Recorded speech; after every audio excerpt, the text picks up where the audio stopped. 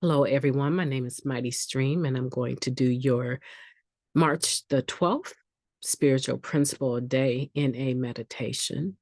If you need to reach me, feel free to do so at recoveryofhope21@gmail.com. Or you can leave a comment down below. And as soon as I see your comment, I promise you I will respond. Let's go ahead and get into our meditation. I'm still struggling a bit. I wouldn't say a bit. It seems like I'm worse today than yesterday, but I'm still very excited to be with you. It is entitled, this meditation, Humility and Sticking to the Basics. A hard lesson in humility reminds us that we never graduate. When we stop practicing the basics, we are in trouble. That comes from the Living Clean book, chapter 6, Getting Out of Our Own Way. In active addiction, we were convinced that we had all the answers. This arrogance kept us in the dark and might have killed us if we hadn't found NA. As newcomers, desperation forces us to unlock the door to humility. At that threshold, we learn to ask for help and take suggestions. The basics: meetings, sponsors, steps, service, NA literature, higher power, not picking up no matter what, are the same for all of us. Our literature offers abundant and simple advice for what we must do to get humble and stay clean. In meetings, we frequently hear members recount their version of, I relapsed because I stopped doing the basics. Our fellows continually tell us there's no finish line in NA, no graduation. We believe all this. The stories we hear in the rooms are the evidence. So we soldier on with the basics until life gets in the way. The good stuff. We're housed, out of prison, making money, parenting again, in love. We graduate from school. Staying connected to NA becomes harder. Those basics are time-consuming, and time is scarce these days. The arrogance we banished creeps back in.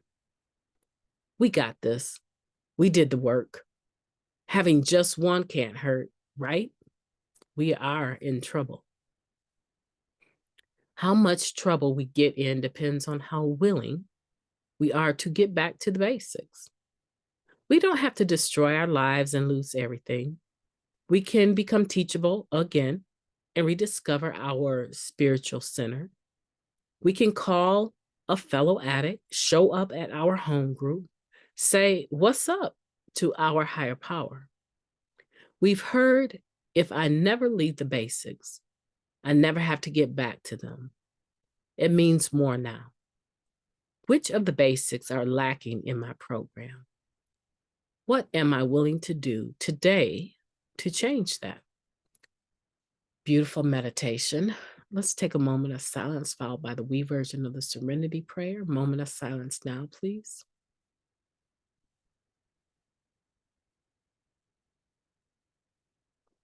Thank you, God. Grant us the serenity to accept the things that we cannot change, the courage to change the things that we can, and the wisdom to know the difference.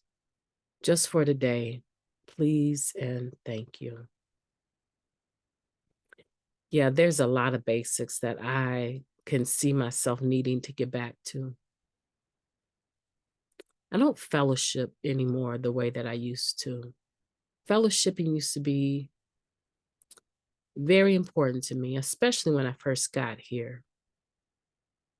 I find myself today able to start friendships with people.